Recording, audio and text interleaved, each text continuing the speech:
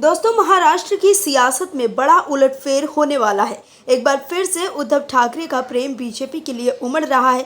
दर्शकों, उद्धव ठाकरे को लगने लगा है कि महाविकास में उनकी कोई पूछ नहीं है।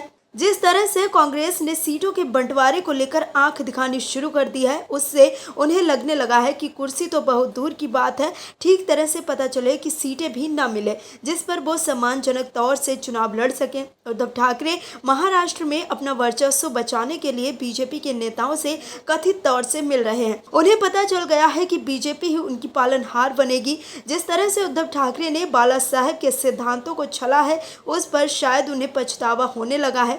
तभी तो अब खुलासे हो रहे हैं कि उद्धव और उनके संजय बीजेपी के दिल्ली और महाराष्ट्र के स्तर के नेताओं से मुलाकात कर रहे हैं। आखिर क्या खुलासे हुए हैं जिससे महाराष्ट्र की राजनीति में हलक तेज हो गई है, बताते हैं आपको इस रिपोर्ट में। दरअसल महाराष्ट्र की सियासत में बीजेपी और शिवसेना यूबीटी के बीच मुकाबला की चर्चाएं तेज हैं। इससे संकेत वंचित बहुजन आघाड़ी ने भी दिए हैं। पार्टी ने दावा किया है कि राज्य में उप मुख्यमंत्री देवेंद्र फडणवीस और उद्धव ठाकरे के बीच मुलाकात हुई है। साथ ही पार्टी ने दावा किया है कि राज्यसभा सांसद संजय राउत भी दिल्ली में बीजेपी के राष्ट्रीय अध्यक्ष जेपी नड्डा से मुलाकात कर चुके हैं।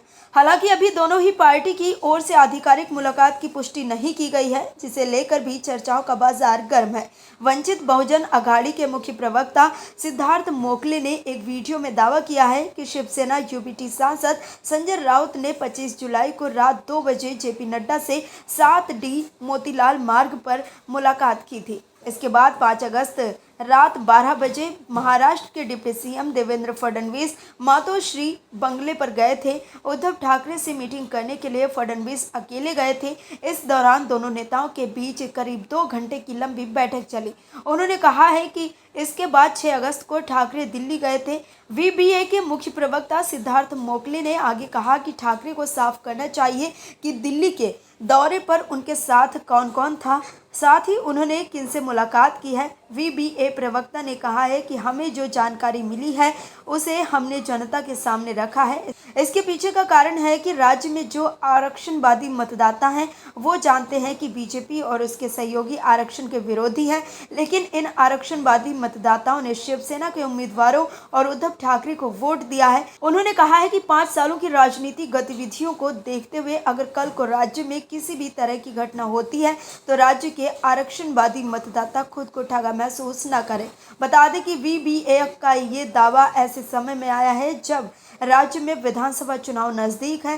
राज्य में बीजेपी, शिवसेना, शिंदे गुट और अजित पवार के नेतृत्व वाले एनसीपी के बीच जल्द ही सीटों का बंटवारा होने वाला है। इस बीच वीबीए का ये दावा जनता के बीच संशय पैदा करने वाला है। पहले खबर थी कि बीबीए विपक्ष गठबंधन में शामिल हो सकती है, लेकिन ऐसा नहीं हुआ।